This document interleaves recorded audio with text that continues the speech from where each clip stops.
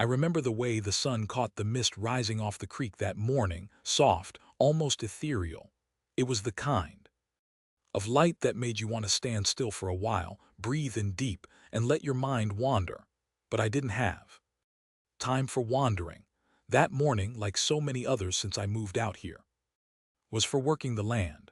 I'd owned the property for nearly 6 months, but it still felt like I was only just getting to know her. The way the hills rolled just right for catching runoff, the patches of thistle I needed to tear out before they overtook the west bank, and especially the creek that cut through the lower edge of the lot, a narrow, meandering ribbon of water that glistened in the sun and whispered stories from upstream. The Bulldozer was old, a 1989 Kamasu I'd bought second-hand from a friend who ran heavy equipment auctions. She was loud, slow to warm up, and twice as stubborn as I was, but she was reliable, the kind of steel you could trust when the job turned hard. I climbed up, settled into the cracked vinyl seat, and fired her up. She groaned like an old warhorse, belched a cloud of diesel smoke, and rumbled to life beneath me. It felt good, felt right. I had work to do. A section of the creek's west bank had been eroding faster than expected after the spring rains, and if I didn't shore it up soon, I'd lose a chunk of the best flat ground on the property. It wasn't even 7:30 when I dropped the blade and started moving earth. The first few passes were easy, just repositioning some loose soil and smoothing the upper ridge. I'd marked the flags the night before to stay within the legal bounds, and I wasn't anywhere near the water line. I was on my land, working my creek bank, minding my business. That's why I didn't notice the white SUV until it was already parked on the gravel access road near the bottom gate. It wasn't marked. No police insignia, no city logo, nothing official. But 3 men stepped out wearing matching dark polo shirts, with the words HOA Compliance Enforcement stenkled across their chests in bold white block letters. At first I thought maybe they were surveyors, maybe they'd taken a wrong turn, but then one of them, tall, lanky, early 40s, lifted a megaphone and barked. Operator of the dozer, shut it down and step away from the equipment. I blinked, I looked around. There was no one else here, just me and the bird song, and now them. I powered down the engine, wiped my hands on my jeans, and stepped off the bulldozer. My boots crunched on the gravel as I approached, and I could already feel the tension crackling in the air. "You got a permit for that excavation?" the tall one asked, voice sharp. For moving dirt on my own land, I raised an eyebrow. "This is a protected environmental corridor." Another said, shorter guy, stocky, clean-shaven. He pointed toward the creek like it was some sacred shrine. "You're operating heavy equipment within the proximity of a Class C waterway. That's a violation of the HOA's Environmental Protection Clause." I took a slow breath. I didn't know the HOA had jurisdiction over this part of the property. The creek and surrounding 50 ft are common use conservation zones, the third one said. He was the quietest, but he held a clipboard, always a red flag. "Any disturbance of soil, movement of rock, or changes to the landscape within this zone requires prior approval and ecological impact review." It took everything in me not to laugh. I knew this play. I'd seen it before. In the military, they taught us to spot a power grab a mile away. The guy who shows up late to the mission briefing with a clipboard and a list of demands, hoping everyone's too tired to fight him. This felt just like that. Only now it was dressed up in suburban HOA uniforms and cheap sunglasses. "I'm not in your zone," I said. "I'm 63 ft from the water line." Flagged and measured myself. "This soil needs stabilization before the next rain, or I lose another 5 ft of bank. I'm protecting the property, not destroying it." The tall one stepped forward. "Sir, we're ordering you to cease all operations now. If you fail to comply, we'll be forced to issue a formal notice of violation, which will include daily fines and potential lien placement." That word lien always felt like a gun pulled from a hidden holster. I crossed my arms. "And under whose authority are you issuing this?" They paused just for a beat, a hairline fracture in the armor. We're empowered by the Evergreen Bluffs Homeowners Association clipboard guy. Said, I didn't ask who you worked for. I asked whose legal authority you're operating under. The silence stretched. Tall guy cleared his throat. We'll be following up with enforcement paperwork. You'll be expected to halt work immediately until a review is completed. They turned, started heading back to their SUV, and I stood there watching. The dust kick up around their boots.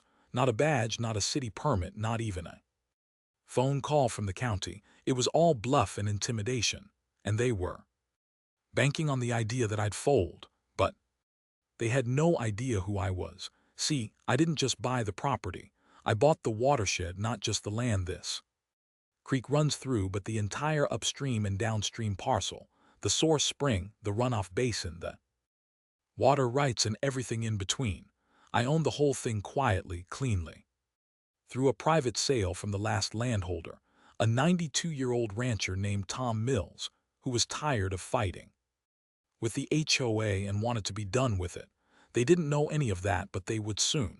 I climbed back onto the bulldozer, not to start it, but to sit to think. The bluff was on, and I'd been through enough real battles to know sometimes you let the enemy feel strong for a day, because tomorrow the real war begins. The next morning they came back, not just one SUV this time, two. Both white, both unmarked, both idling just beyond the split-rail fence at the bottom of my drive like a pair of overfed dogs waiting for a command. They didn't honk, they didn't call, they just sat there, engines rumbling, windows tinted dark, watching. I didn't move. I stood on the porch, a chipped coffee mug in my hand and an old Navy sweatshirt draped over my shoulder. I wasn't wearing boots yet, and the chill in the early air had a way of crawling through the planks underfoot, but I waited. I let them make the first move. Eventually, the passenger doors opened. Out stepped the same three men from the day before, but this time they brought paperwork, and someone new. He was older, maybe early 50s, with thick gray hair combed back so tight it looked like it was afraid to move. His polo shirt was tucked in belt military tight, and on his chest, above the embroidered HOA compliance enforcement, there sat a gold star-shaped badge. Not a sheriff's badge, not a city seal, just a five-pointed star made of some shiny metal, maybe brass, pinned to his shirt like it meant something. I took a sip from my mug and stepped off the porch, letting the gravel crunch under my steps as I approached. Y'all get lost on the way to a costume party. The tall guy from yesterday, the one with the megaphone voice, didn't laugh. He raised a piece of paper in a plastic folder. You are officially being served with a notice of violation under Section 6B of the Evergreen Bluffs HOA Code of Environmental Conduct. As of this moment, excavation or alteration within the jurisdictional buffer zone is to cease. Failure to comply will result in fines up to $1,000 per day. Jurisdictional buffer zone, I echoed. Is that something you invented this week, or did you just finally figure out how to spell it? The man with the badge stepped forward. Sir, I'm Chief Compliance Officer Raymond Delaney. I suggest you treat this matter with the seriousness it deserves. Chief of what exactly? I asked. Because you're not a police officer. That badge on your chest, it's not legal, it's cosplay. His jaw tightened. We're authorized by the HOA board to enforce all regulatory compliance within the bounds of the neighborhood charter. Interesting, I said, because according to the county clerk's office, which I happen to have on speed dial, only law enforcement certified through the state or appointed by municipal ordinance can issue citations or detain property owners. That you, the man with the clipboard, shifted uncomfortably. The tall one tried to regain the lead. Whether or not you recognize our authority doesn't change the fact that you're in violation of community standards. You're altering protected terrain. You've moved earth within 25 ft of the creek bed. I raised a brow. And what agency defines that protection? Section 6B of the HOA Charter, which doesn't override municipal land use zoning, I interrupted, and definitely doesn't override private property rights. You're not a government agency. You're a non-profit corporation within Annual bake sale and a pool maintenance budget. The badge guy stepped in again, louder this time. You're creating. Hostile situation. No, I said you're trespassing. The word hung there dense and dangerous. That's the thing about bullies, they're used to people backing down. Most folks don't know their rights, don't read land deeds, don't memorize easement law or civil codes. But I wasn't most folks. I'd spent 30 years in the Navy, 15 of those overseas, dealing with logistics, chain of command, and legal frameworks that span continents. I'd built error strips from scratch, coordinated multi-million-dollar convoy through hostile terrain, and once spent 6 months writing daily reports to an ambassador's office just to move a fuel truck through a contested valley. I knew how paperwork worked. So when these 4 clowns strutted up my driveway, waving fake authority and holding clipboards like they were sacred texts, I didn't flinch. I got angry. Here's what's going to happen, I said calmly. You're going to turn around. You're going to take your little citation and your non-governmental badge and drive back to whatever office you crawled out of. You're going to stay off my property, and you're going to think long and hard before you come back. Raymond Delaney, HOA's self-appointed sheriff, stepped forward one last time. If you continue this project without approval, he said, voice low and deliberate, the board will escalate this matter to legal arbitration.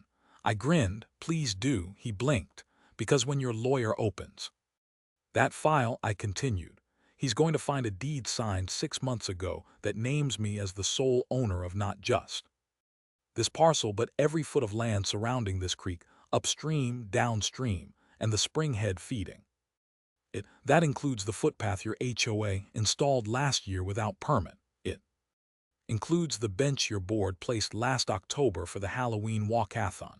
And it includes the drainage runoff point where your maintenance guy has been dumping grass clippings since 2019. Now that made them blink. I didn't tell them how I knew that last part. Not yet. That was for later. Delaney pulled his badge back against his chest like he needed to shield himself from the impact of the truth. You're bluffing. I took a folded manila envelope from the mailbox at the end of the driveway. You sure you want to find out? They didn't take it. They turned. This time they didn't strut.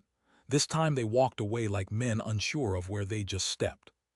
Back into their SUVs, doors slamming a little harder than needed. Engines revved and then they were gone. Tires crunching over the gravel as they retreated back toward their realm of HOA newsletters and passive-aggressive parking warnings. I stood there, mug in hand, watching the dust settle behind them. I knew this wasn't over. Bullies rarely quit after one failure.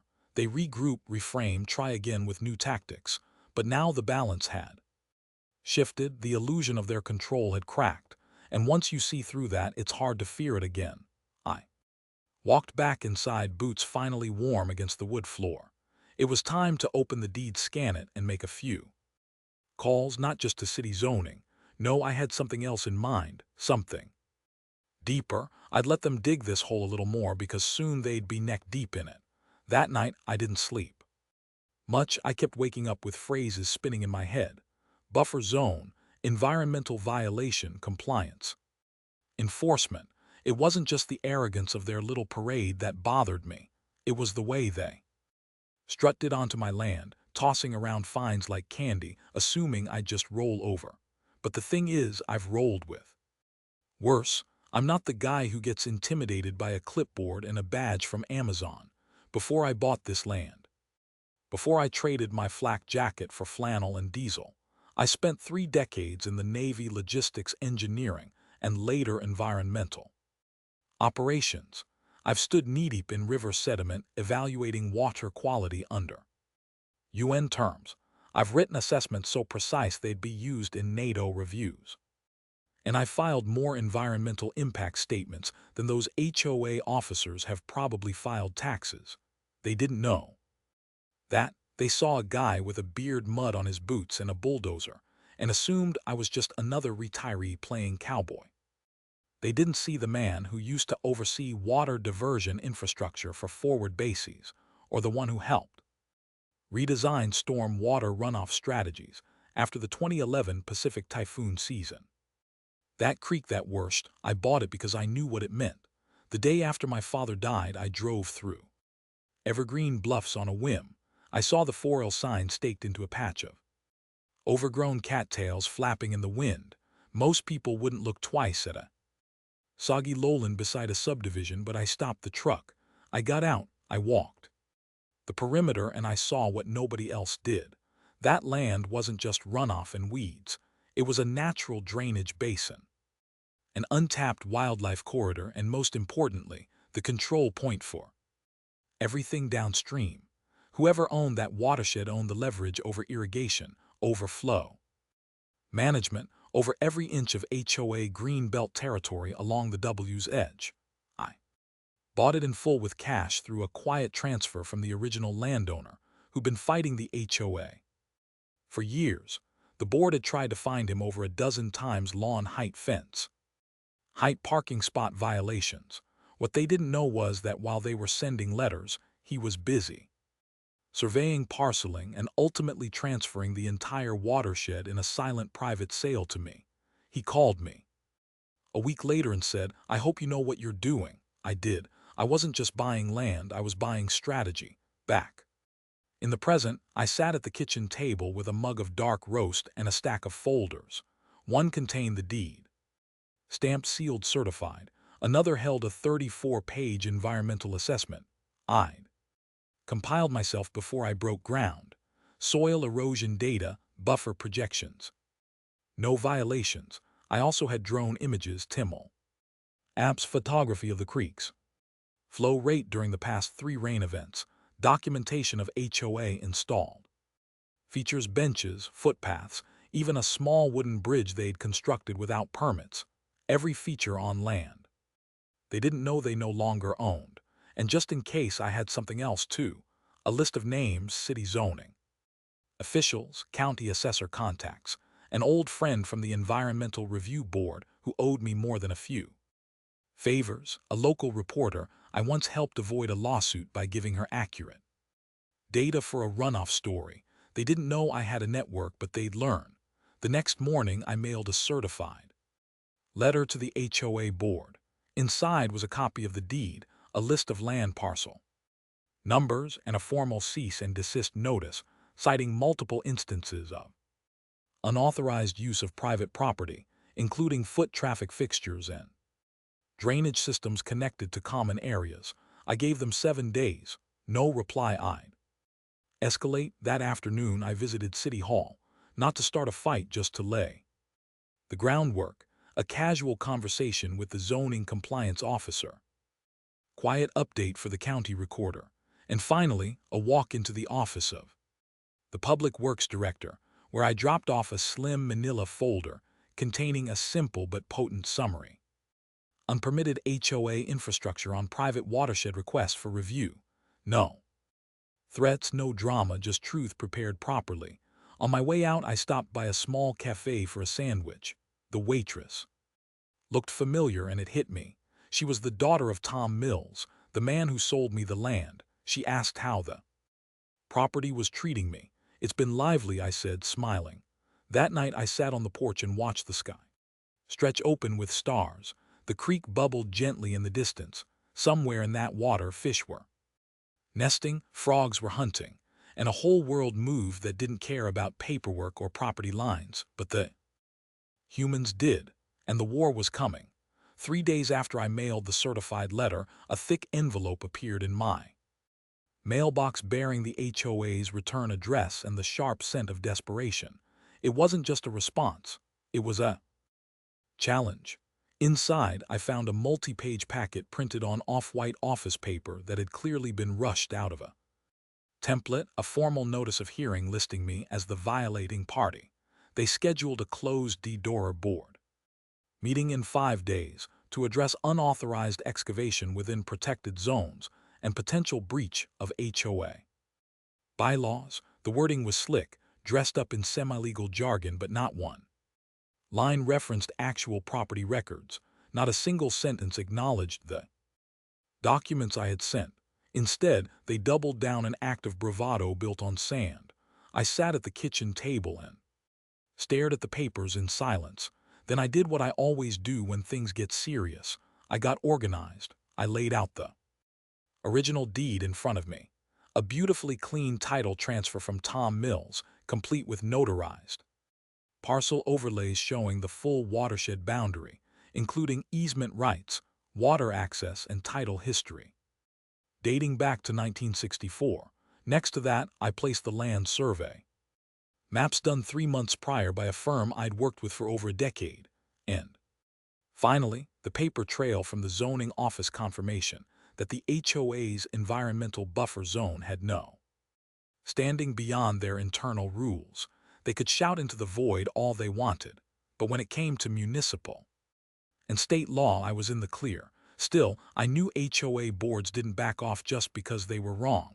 They escalated, they weaponized meetings, they built narratives. So I did something bold. I printed 12 packets, exact replicas of my documents, maps, and assessments, and slid each into a clean blue binder with gold letters on the front to all watershed ownership legal overview and documented violations by Evergreen Bluffs HOA. Then I made calls, not just to my attorney, though I did that too. I called the city planning office again and asked if I could be put on the public comment list for the next zoning meeting.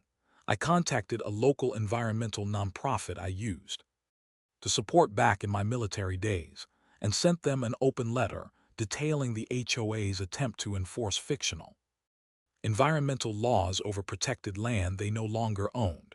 They were intrigued. Then I called Lisa from the Tribune. Lisa was sharp, skeptical, and had a nose for stories with teeth. When I told her what happened, she asked 3 questions. Do you have proof? Can I use your name, and when's the meeting? I told her yes, and Friday at 6:00 p.m. The days crawled. On the Thursday, I went down to the property line and walked the footpath again. The air was thick with pollen and late spring warmth. Bees hummed through the wild flowers, and the creek chuckled softly as it passed under the wooden bridge, the same bridge the HOA had installed without knowing the land beneath it no longer belonged to them. That bridge would become a symbol soon. It was HOAR Oggins incarnate, a structure built for show with no legal standing and no respect for ownership. I took photos from every angle, date stamped, tagged. Then I documented the PVC drainage line running from the HOA's common lawn into the east bank of my creek, another violation. Friday came fast. I arrived early to the HOA clubhouse dressed in clean jeans, boots, and a collared shirt. I didn't want to look like a rebel. I wanted to look like what I was: a homeowner, a veteran, a citizen who followed the rules, paid his dues, and didn't tolerate nonsense. The room was already half full. Rows of plastic folding chairs filled the space with HOA board members seated at a long table facing the audience. Name plates, bottled water, and matching navy blazers made them look more like a panel on a bad reality show than a governing body. At the center sat Raymond Delaney, still wearing his unofficial compliance officer badge like a sheriff in a Western comedy. I walked up to the sign-in table, placed one of my blue binders in front of the volunteer, and said clearly, "My name is John Weller. I'm here to speak on Item 3, unauthorized land use enforcement by the HOA on privately owned watershed property." The woman blinked. Do you live on the east side of the creek?" I smiled. "I own the creek." A murmur rose in the room. I took a seat in the second row, binder on my lap, and waited. I watched neighbors filter in, some curious, some tense. A few gave me polite nods. Others avoided my gaze. It was clear rumors had begun to circulate, but the truth hadn't landed yet. When they got to Item 3, I stood. The room quieted. Delaney adjusted his glasses. "Mr. Weller," he said, his voice coated with forced civility, "you've been named in an alleged violation concerning environmental disruption near common property." With respect, I cut in. "I need to clarify something before we proceed." I walked to the front, opened the binder, and held up the deed. "I am the legal owner of parcels 11A through 11D, including the watershed zone your organization refers to as common land. That land was transferred to me via private sale 6 months ago and is now fully recorded with the county registrar. I placed the binder on the table in front of them. This includes the creek, the surrounding banks, and the entire path your HOA has been using without consent. You've issued warnings, trespassed, and attempted to levy fines on property you do not own. Delaney shifted uncomfortably. I continued, I have filed formal notices with the zoning department, public works, and the media. If you continue to assert jurisdiction where you have none, I will be forced to seek injunctive relief and damages. I turned to the room. My intention is not to antagonize. I want to work with this community. I believe in stewardship and responsibility, but that does not mean tolerating manufactured authority or threats disguised as regulations. I stepped back, silence heavy in the air. Then someone clapped. One clap, then another. Then 5, 10, 20. The sound rolled through the room like thunder, and just like that the board lost their grip. Raymond Delaney didn't speak again that night. He didn't need to. The truth had spoken louder. The day after the meeting, I woke up to find a manila envelope tucked neatly under my doormat. There was no return address, no postage stamp, just my name, handwritten in sharp block letters across the front. John Weller. I knew that handwriting. Inside, I found two things: a printed memo on official city letterhead from the Department of Land Use and Zoning, and a short handwritten note from my old friend Martin Gutierrez, currently serving as Assistant Director of Municipal Compliance. The memo was formal and precise. It confirmed receipt of my filed complaint and verified the parcel ownership records I had submitted.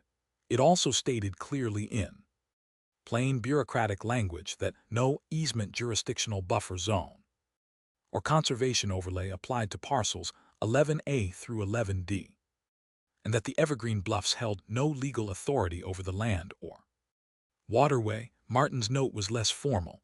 John thought you'd want this before they try another stunt. You're in the right, don't back down. I stared at the letterhead for a while. It didn't shock me, but it did settle something inside my chest. The kind of vindication that doesn't come with shouting or headlines. Just clarity. It meant that even if the HOA wasn't ready to admit it, the city already had. I folded the memo, slid it into my binder, and placed it beside the other documents. Then I made copies. That afternoon, I stopped by the community bulletin board just outside the HOA clubhouse. It was a corkboard, framed in weathered cedar, where lost pet notices, bake sale flyers, and HOA event posters were pinned weekly.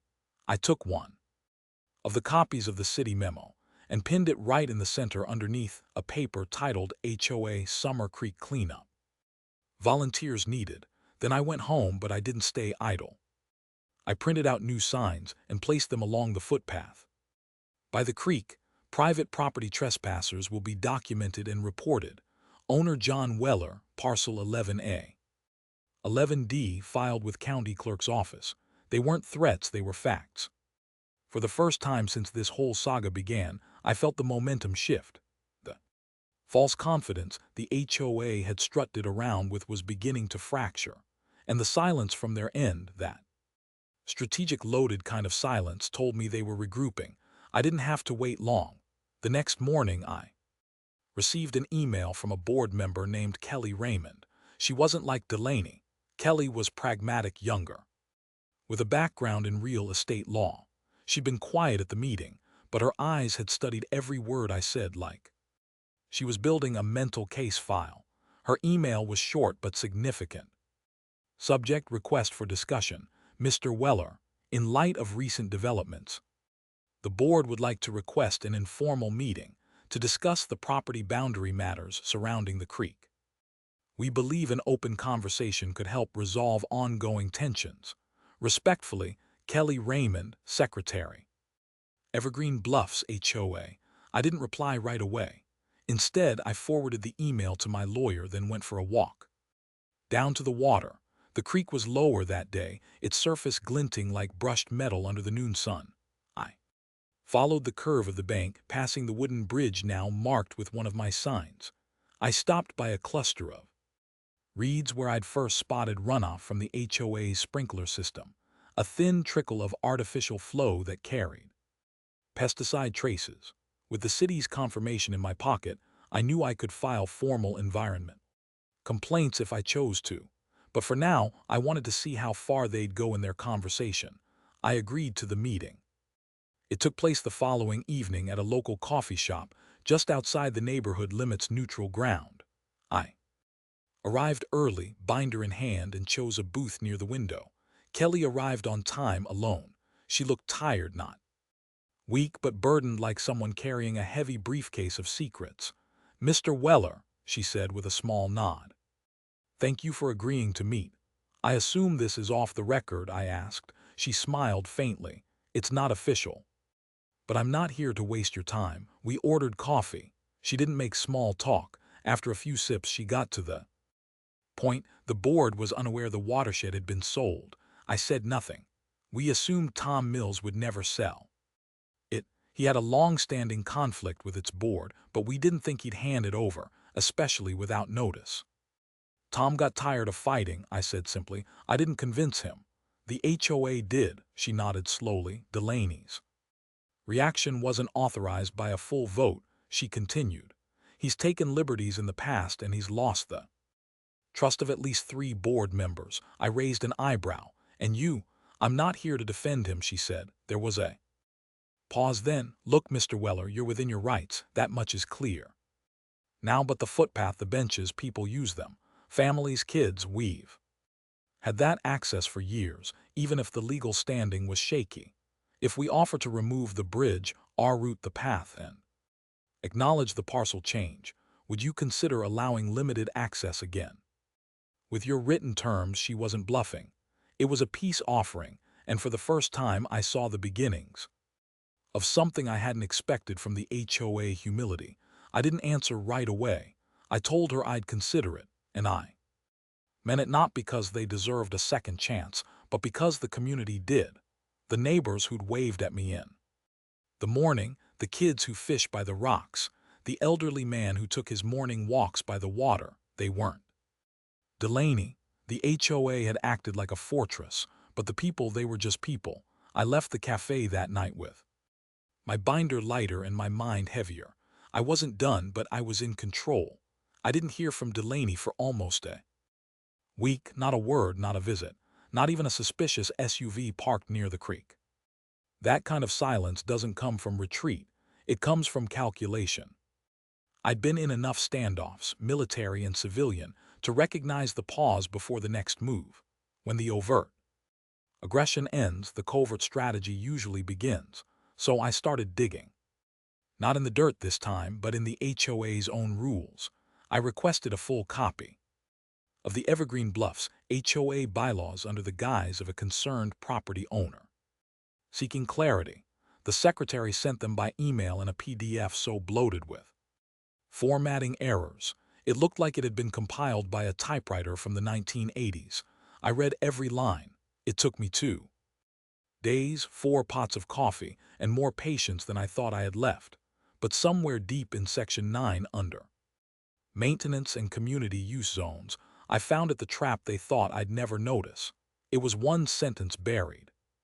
Should any previously designated immunity use green space or watershed area transfer to private ownership, said parcel shall remain under HOA behavioral code jurisdiction unless the new owner formally files an exemption request within 60 days of acquisition. My heart slowed. I leaned back in my chair, the weight of the wording sinking in. This was their move. They had embedded a clause not in the actual land deed, not in any legally binding city record, but in the HOA's own internal bylaw code, effectively claiming social and behavioral jurisdiction over land, even after it was no longer theirs provided. The new owner failed to fill out an obscure form within a narrow window. The trap wasn't legal, but it was strategic. It allowed them to posture, to intimidate, to bounce, simulate the power, even after that power was gone. I checked the date on my deed transfer again. I had filed my exemption paperwork with the city zoning board and county land office, but Nowhere, not once had I filed anything directly with the HOA because why would I? They didn't own the land. But now I saw the game. If I missed their self-declared 60-day exemption window, they could claim authority, not in court but in perception. Enough to sway board votes, enough to sway neighbors, enough to irate drama. And HOA drama thrives on confusion. So I got to work. I drafted a formal response citing the bylaw clause alongside the dates of acquisition and included notarized copies of all county filed documents. I explicitly refuted the HOA's claim of behavioral code jurisdiction, citing lack of legal standing, and I submitted it to the board backdated to the original deed filing date with proper certification of when the property changed hands.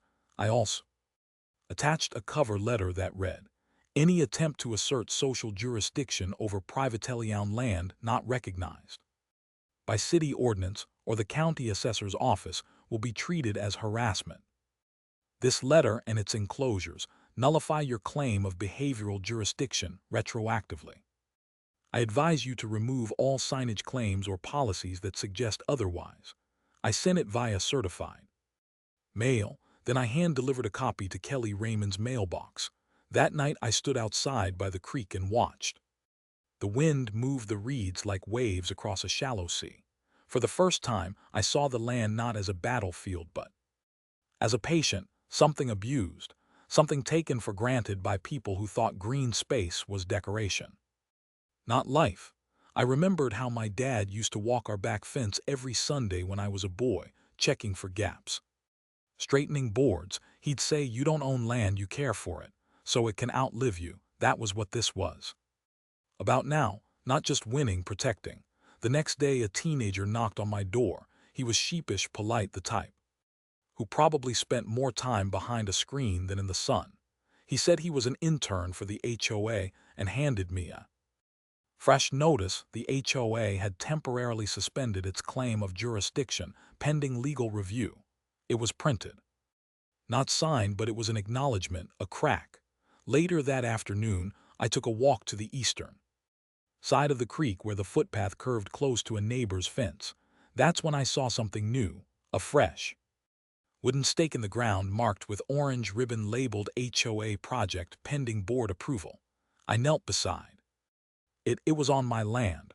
I called Lisa at the Tribune. "You said you wanted to know when something shifted," I said. She replied, "I'm already writing the next piece." 2 days later, the article hit print. Creek confiscation, Evergreen HOA accused of overreach after land ownership dispute. The article quoted me, the deed, city zoning officials, and even referenced the board's 60-day bylaw loophole. It painted a picture of a power-hungry HOA trying to claw back control using legal smoke screens and hidden language, and the community took notice. The bulletin board lit up with printouts of the article. The footpath went empty. Even neighbors who had once nodded vaguely now stopped me to ask questions, to apologize, to thank me for pushing back. Delaney didn't show up at the next board meeting. Word was he was on leave, but I knew what that meant. The trap they laid in their bylaws had sprung, just not on me. It caught them. The day after the newspaper article hit the stands, the mood in the neighborhood shifted. It wasn't loud, but it was palpable, like the charge in the air before a storm breaks. The usual passive greetings turned into nods of quiet approval. I even caught a few residents lingering near the footpath by the creek reading the new laminated version of the article that someone had tacked to a tree, someone other than me. The HOA wasn't just losing control, they were losing the narrative, but I knew they wouldn't go quietly. The trouble with people who build kingdoms out of imaginary power is they never recognize when the kingdom's gone.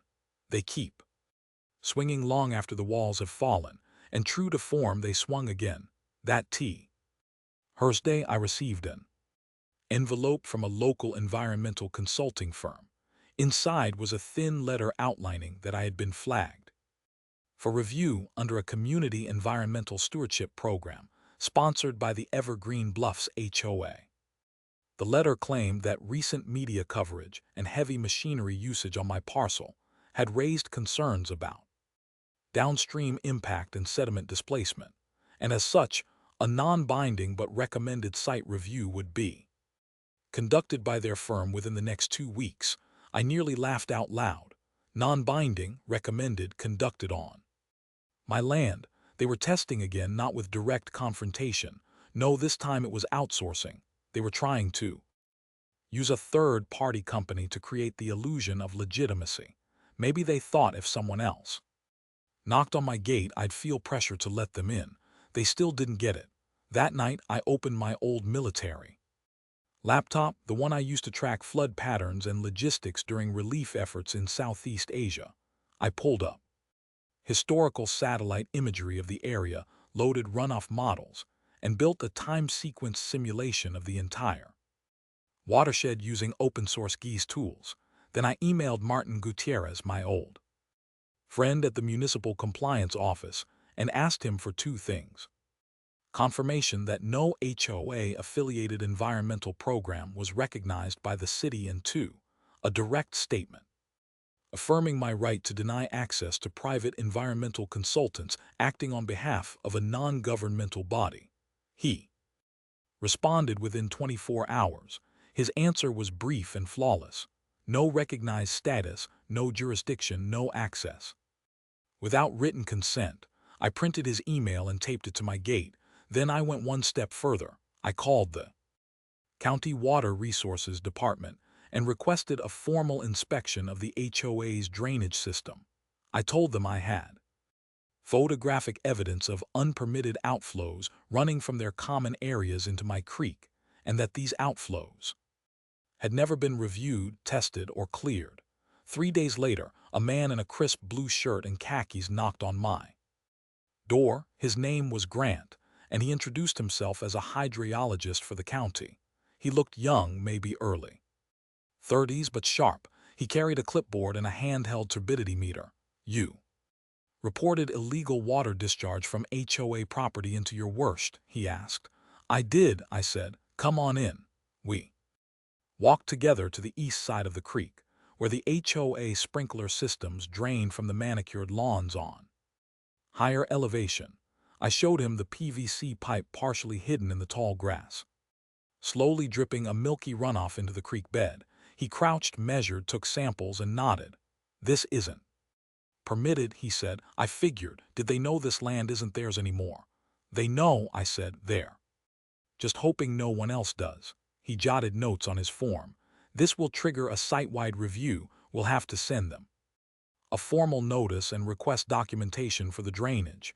If they can't produce it, they can't," I said flatly. He smiled. Later that week, the HOA received an official citation from the county for unpermitted water discharge. The notice was posted on their community board, the same one where their bake sale flyers used to hang. The board scrambled. Delaney was still on leave, which now sounded more like on ice.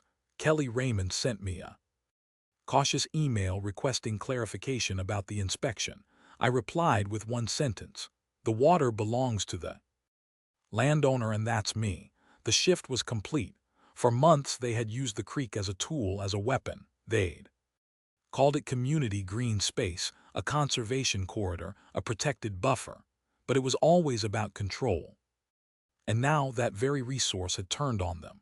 They had built their HOA on a foundation of illusion, and I'd yanked the illusion out from under them. The irony wasn't lost on me. That same week, I received a visit from 2 neighbors I barely knew, a retired couple named Dennis and Claire.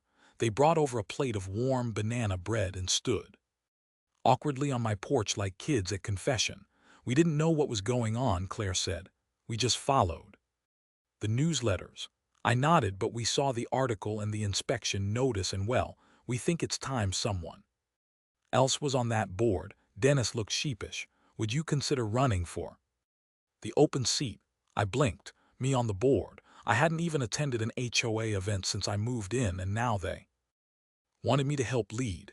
But then I thought about it, not out of pride, not revenge, but because I finally saw a sliver of what this place could become if it was run with honesty, with respect for the land, not for power. "I'll think about it," I said, and I meant it, because now the water had spoken and it was on my side. By the time summer officially settled over Evergreen Bluffs, the HOA was unraveling. You could see it in the way people walked through the neighborhood. Less rushed, less tight-jawed, more cautious. Go. Nay. Were the days when residents glanced over their shoulders for rule enforcers with clipboards. Now they looked toward each other, sharing whispers, copies of the Tribune article and screenshots of the county violation posted online.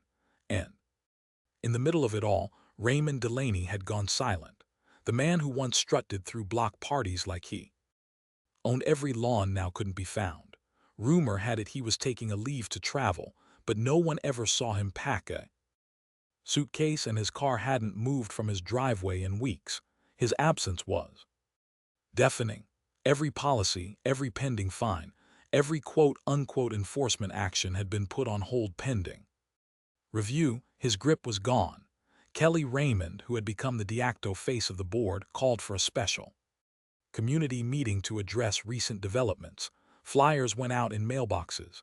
An announcement was posted on the HOA website, this time with a noticeable change. No reference to violations, no threats, just a neutral sounding line.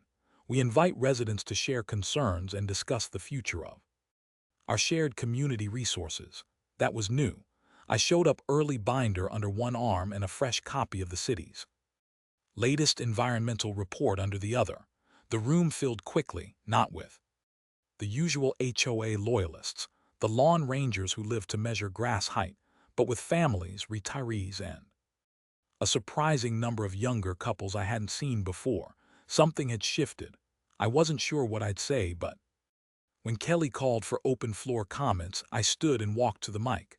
My name is John Weller, I began, voice even. Many of you know me as the guy with the bulldozer that got a laugh real full-throated.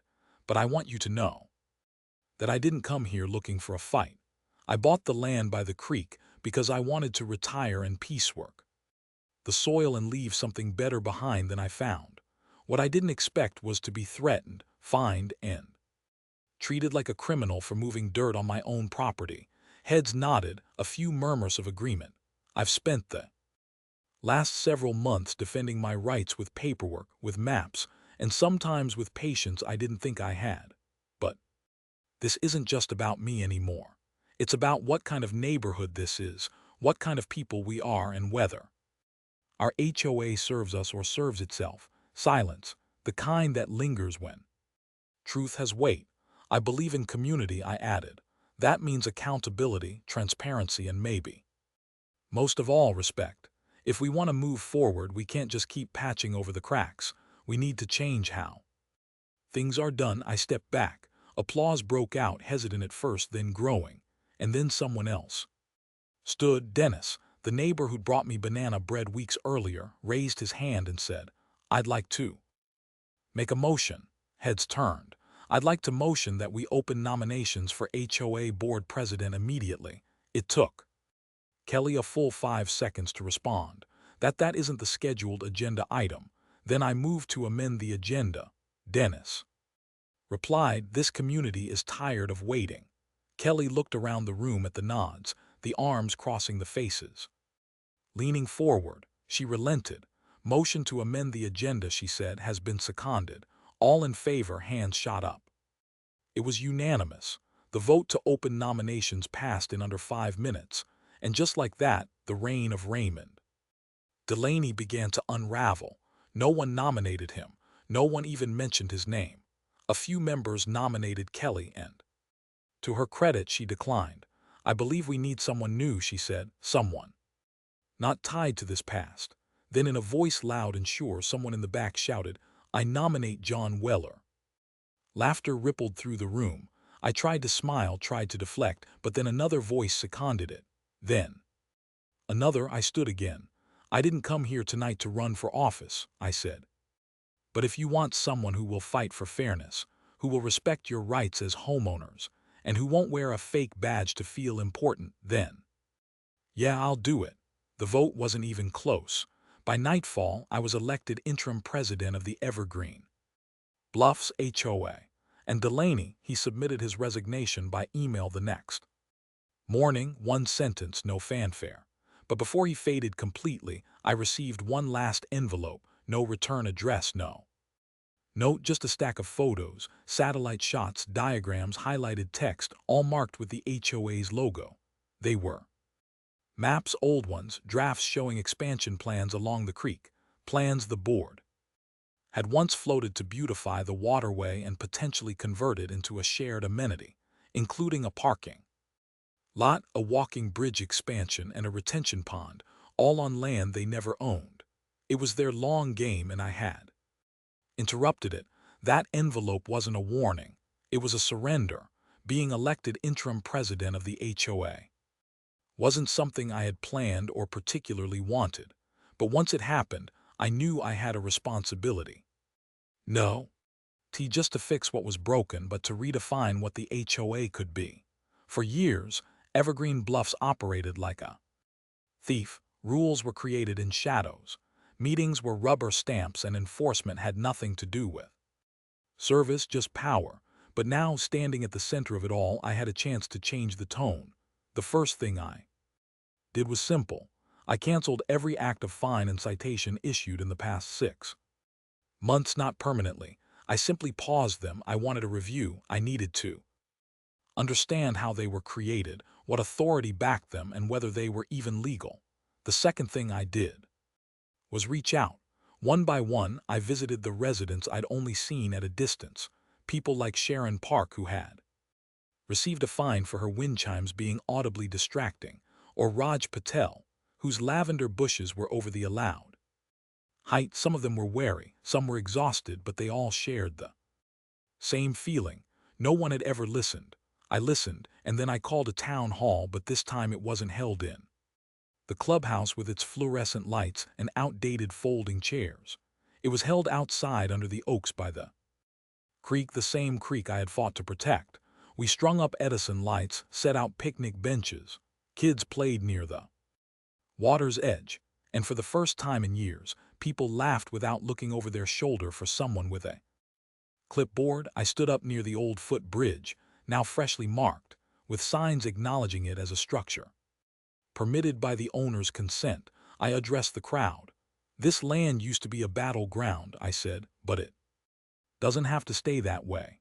I shared the full story, the threats, the fake enforcement visits, the secret bylaw loopholes, and the city's confirmation that the HOA never had jurisdiction here. But I didn't tell it as revenge. I told it as a warning and a promise. We can either be the kind of neighborhood that's ruled by fear, or we can be one built on trust. But that means we have to change how we treat each other and how we define community.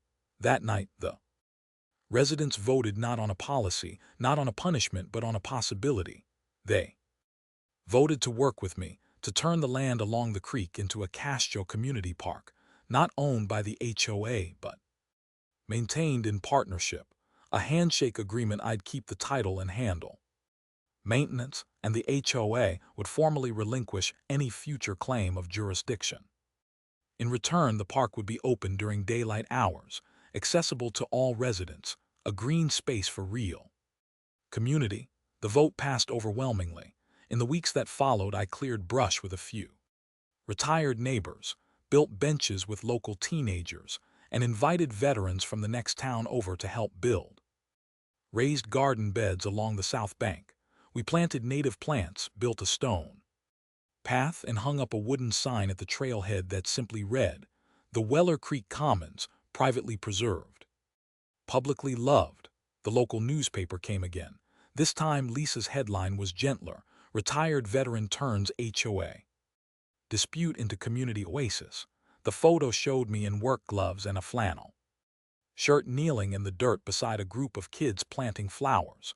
Raymond Delane's name faded from conversation. His mailbox was soon covered in HOA election flyers for the next open seat. And word spread that he had moved to another development downstate.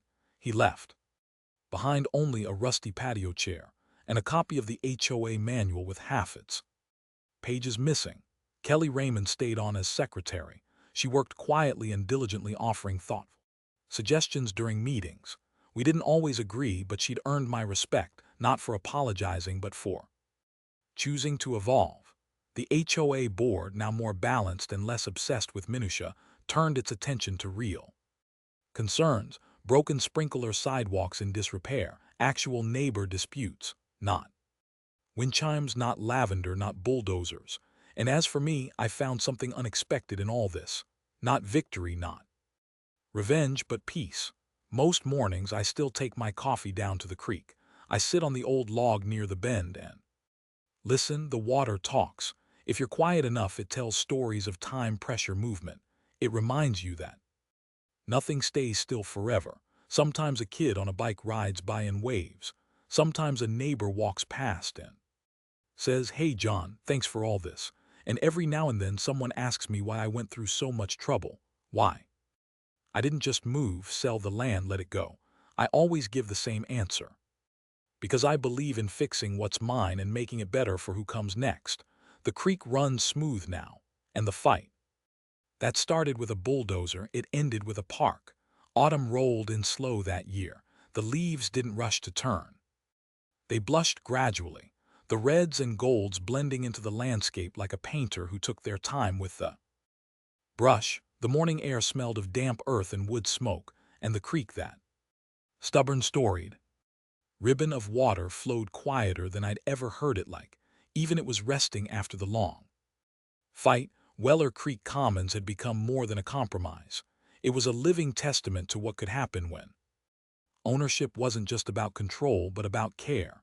Every Saturday, a rotation of volunteers swept the footpaths, weeded the garden beds, and refilled the bird feeders that hung from low limbs over the benches. No one asked them to. They just came, and I did too, not out of obligation but because the park had become a part of me, like the quiet in the bones of an old soldier, or the creak in the knees of a retired builder. I had helped give it shape, yes, but it had also shaped me. One morning in late October, I noticed something new. Someone I still don't know who had carved a small wooden plaque and fastened it to the side of the old footbridge. It read, "This land stood because one man did." It stopped me cold. I sat on the bench closest to it and just stared for a while, trying to let the weight of it pass through me. Instead of stick, because I hadn't done all this alone. Not really. I had help from neighbors who found their voice, from a city official who remembered what decency looked like, from a few determined hands that chose to build instead of argue. Still, I couldn't help the lump in my throat. Later that week, I was invited to speak at the county's annual Civic Stewardship Forum. Me, the guy with a bulldozer and a creek. I was sandwiched between a presentation on community recycling and a panel about school gardening programs. When it was my turn, I stepped up to the small podium and looked out at the small, quiet audience of town council members, teachers, and community activists. "I don't have a PowerPoint," I began, "and I don't have a degree in urban planning or a background in law. I'm just a guy who bought a piece of land and didn't like being told I couldn't take care of it." Few people chuckled. What started as a territorial fight with an HOA turned into something more: a reminder that communities are built on people, not policy. That stewardship isn't about who has the most power, but who's willing to show up, ask questions, and get their hands dirty. I told them about the bylaw trap, about the drainage violations, about the bulldozer and the fake badge. But I also told them about the banana bread, the first neighbor who dared to speak up, and the Saturday mornings that now hummed with laughter and raked tines in the dirt. When I finished, the applause was soft but real. Afterward, a high school teacher approached me.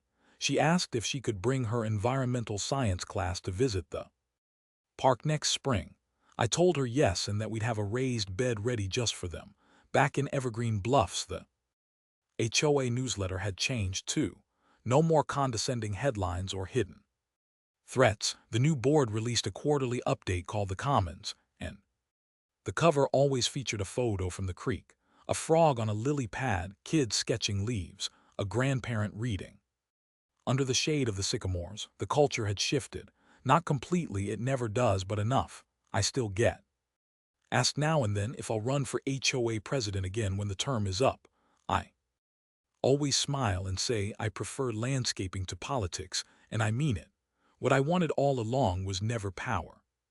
It was permission not from them but from the land itself, permission to belong, permission to restore, permission to protect. And now when I walk the trail and see someone sitting quietly on the edge of the creek skipping stones or whispering to a toddler about the colors in the water, I know the land has granted that permission, said not just to me but to all of us. It no longer belongs to bureaucracy. It belongs to us. The creek, once claimed by paperwork and patrolled by pride, now runs free, and it tells a new story with every ripple, a story of quiet justice, earned respect, and the slow, unstoppable current of